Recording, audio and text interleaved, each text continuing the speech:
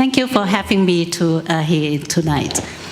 I'm the president and CEO of Ecotron EMS Inc., a minority and woman-owned electronic contract manufacturing service company in South Boston. When we started the company in year 2005, we only had 20 employees. Now we have more than 70, and we are still growing, and we are hiring.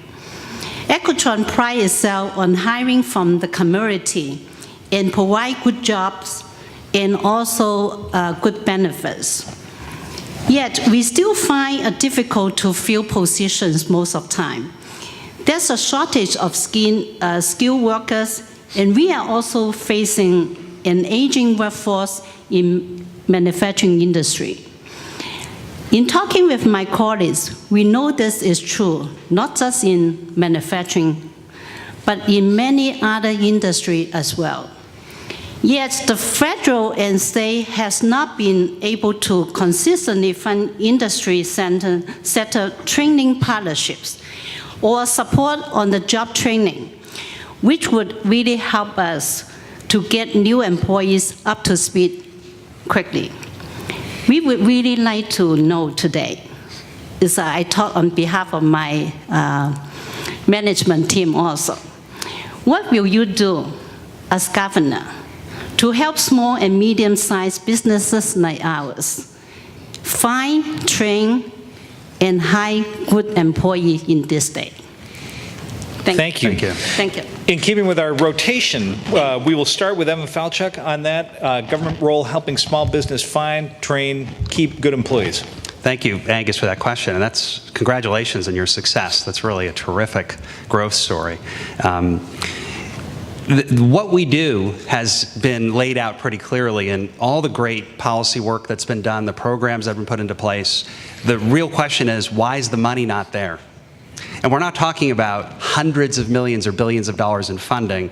You know, just in the budget this year, the proposal was we could double the number of job training slots for $10 million. And there was nothing actually appropriated for that. There was an effort in the Senate to do just 5, and that didn't pass.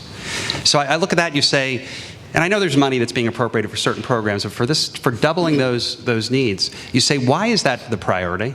What's wrong? What's being missed? Why are people not listening to stories like this and taking action on that basis? And as a voter, I look at that and I say, there's something wrong with the system. There's something wrong with the people we're electing. There's something wrong if people can't look at that and say, this should be obvious. I don't mean to be flip about it, but we're spending $9 million to renovate the governor's office. I think we could spare $9 million to fund job training. Let's move to Martha Coakley. So thank you, Agnes, for your question. I think there's 2 things directly we could do that we do some of now but need to do more concretely and completely. And that is, now we have the alignment with many companies, large and small, working with, for instance, Bunker Hill Community College, as EMC does, to get the curriculum for the kinds of skills they know they're going to need. Now, they're a big company, so they can do that. We have National Grid that works with Worcester Polytech, because they know they're going to need that computer science technician who can go up on the pole and fix a wire when the storm knocks it down. And so we should continue as a good partner on the state level to align those businesses that are here, that want to stay here and grow here, with our 2-year colleges and our 4-year colleges, both our state and not-for-profit, because you know best what you need. And when you say you need workers, we can work in our colleges and training programs. We also can work directly with you in our workforce investment boards all around the state in this regional economic development to say, what are the, perhaps for veterans or for seniors who need retraining, what are the specific things you need, and how can the state, through funding, make sure that we provide for you the kinds of workers and the skills that they have that you will need to be successful. Great. I know we'll have time to come back to that whole issue more. Steve Grossman. Agnes, thanks for the question, and I would just note, Agnes, that I was proud to have created the Small Business Banking Partnership during the last 3.5 years. It's a program that has put almost $400 million in 54 banks all over the state. It makes loans primarily or hopefully to businesses owned by women, people of color, immigrants, and veterans.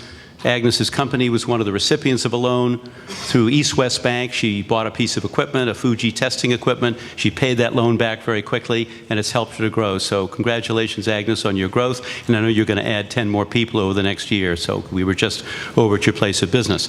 Very quickly, I think it's up to us to recognize that if we're willing to provide tax credits to small businesses that are going to do workforce training and hiring, or if we're going to help small businesses with a tax credit program to enable you to bring on young people who are in school, whether they're in voc-tech schools or whether they're in community colleges, who will come on board for a period of time, perhaps 10 weeks for an internship, or maybe for a whole semester, that kind of partnership between the state and the taxpayers and small businesses will instill the kind of momentum to a workforce training program where you're actually doing the workforce training, on-the-job training to make those men and women or those young people workforce ready when they graduate from school. And second of all, let me call time, and I guarantee we'll get you back to that. We're about 20 seconds over. Jeff McCormick. Agnes, congratulations. If anyone is confused about where the growth comes from, she's sitting right there. 250% growth. It is small businesses that are going to drive the growth of Massachusetts going forward. Your question is a great question, and I don't have the right answer for it. I'll tell you, I was in Lowell earlier this year. There's a major support agency up there. They support 50,000 people in the Merrimack Valley. I met with the woman in charge, and she said that the state had cut their entire training budget out. So they had all these programs coming in to support every need of people except training, which was the on-ramp to get them back into a successful life and to have opportunity like all of us strive for. To me, that made no sense. And by the way, it was a tiny percentage of their budget. So things like that, again, I can't imagine making that decision. So you ask a great question. It's a decision you never would have made. And that's the kind of thing that needs to be fixed on Beacon Hill. Don Berwick.